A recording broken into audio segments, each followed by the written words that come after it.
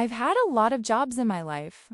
I've worked with all kinds of people, the good, the bad, and the just plain crazy. But there was one man who didn't just annoy me. He existed in a way that left a scar on my patience and my sanity. And when the time came, I didn't just get my revenge. I erased him. I erased him from existence as if he had never been there at all. This isn't a story of a one-time fight or a simple act of pettiness. No, this story stretches back almost a decade. And, like any good revenge, its roots were subtle. They were planted years before I even knew his name. It was around 2006. I was fresh out of my entry-level training at a new company, and one of my first assignments was to work on a new assembly machine. It was my job to run it. I did well. So well, in fact, that they gave me the night shift. There was no one around to help, so I learned everything. Every little quirk, every strange noise, every single detail of how that machine worked. I knew it. I was a master of that machine. A year passed, and a new engineer was hired. His name was Jay. He was replacing the person who originally set the machine up, and you could tell he was a little lost. The original engineer had left without a full handover, so Jay needed to get up to speed fast. And who did he lean on? Me, the girl who lived and breathed that machine. For weeks, I spent my time after my shift meeting with him. He was grateful. He'd call me the guru, the expert, all these names that made me feel like my hard work was truly recognized. I'd show him how to fix the little breakdowns. I took pride in helping him and sharing my knowledge. It felt good to be valued, but that feeling didn't last. About another year passed and my job changed. I was moved to a new department, new work. Then I got a call. Someone in my old department was on vacation, and they needed a temporary replacement for a week on my old machine. I agreed. When I got there, I noticed something new. There was a thick, professionally bound manual on the machine. A full guide on how to run it. I was curious, so I picked it up. I was only a few pages in when I saw it. A small mistake. Then another. They weren't catastrophic errors, but they would cause each product to take about a minute longer to make. At our production rates, that added up. It mattered. So I saw Jay, and I called him over. "Hey Jay, I was just looking at the new manual," I said. "I noticed a couple of small issues in it that are making the process a little inefficient. I can show you, ... But before I could even finish my sentence, he cut me off. He told me to turn to the first page of the manual. And there it was. A list of all the signatures of everyone who had approved the manual. Him, QA, management, facilities, ... everyone but the people who actually ran the machine. "See all these signatures?" he said. His voice had a finality to it. "All these people approved the manual, and the machine has been running fine since you left. There's nothing that needs to be fixed." And he walked away.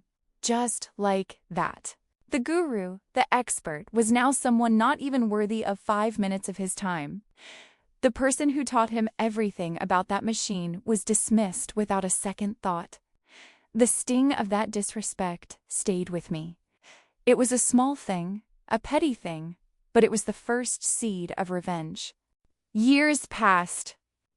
The memory of that manual faded into the background.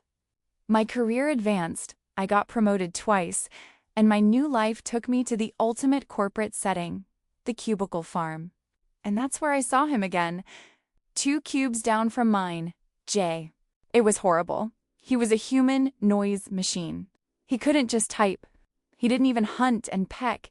He hunted and slammed. Every keystroke was a heavy percussive sound.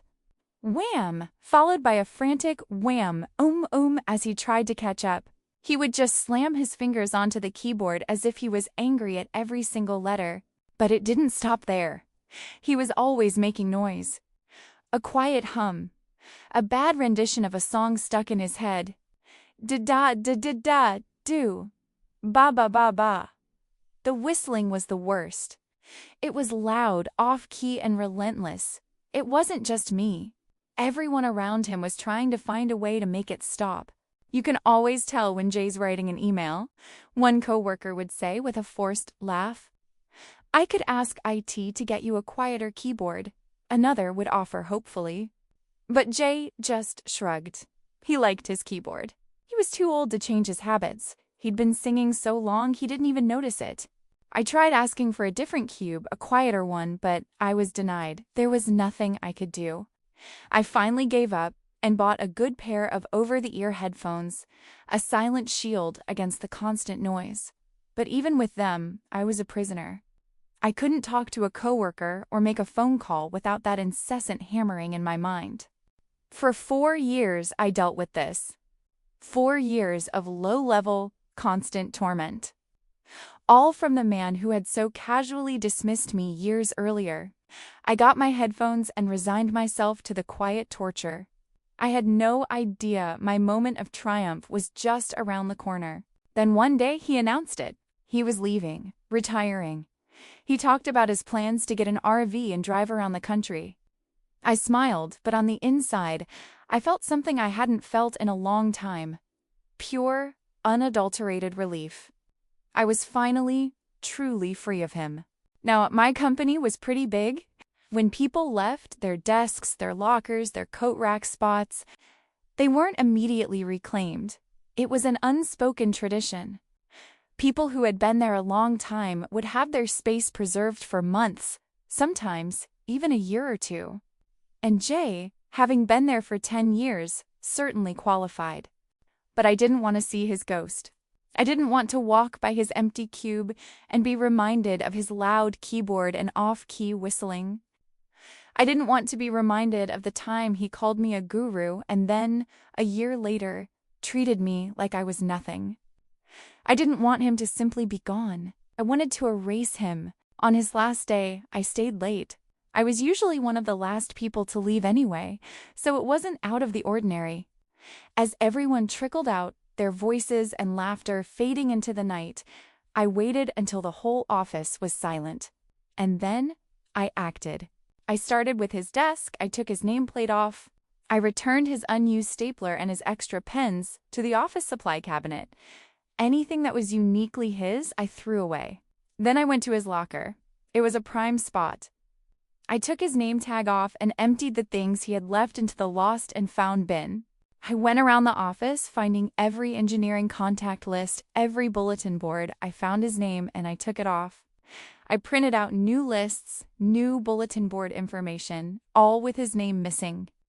The safety committee bulletin board had a picture of him. I found it and I took it down. But I was petty. I didn't just want to erase him physically. I wanted to erase him from the very systems he used. My most recent promotion had given me a few minor system privileges. Normally, when an employee leaves, their account is just deactivated. But I wanted more. I went into the system and used what access I had to remove him from everything. A half dozen mentions on the internal company website? Gone. Special permissions on certain IT systems he used? Removed. His membership on email distribution lists? Revoked. Nobody would ever notice. Nobody would ever know. I didn't delete any of his useful documents or files. I wouldn't do anything to hurt the company. But every mention of his existence, every little digital footprint he left behind, I wiped it clean. I had to erase him as much as I could. About 3 months later, he came back. He was on a trip with his RV and decided to stop by to say hello to a few people. I avoided him. I didn't want him to see me, and I didn't want to talk to him. I saw him walk around the cubicle farm, and for a moment, he stopped and looked at his old desk. It was completely stripped. There was no nameplate, no stapler, nothing. He looked at the coat rack, and the guy who had left just a month before him still had his name tag up. But Jay's was gone. I don't know what he thought. Maybe he didn't notice. Maybe I was just imagining the look on his face. But in that moment, seeing his old space so empty, I felt a deep satisfaction. The petty act of erasing him, of making him disappear from a place he thought he had left his mark on, was the perfect revenge. It was something he would never understand. And that made it all the sweeter.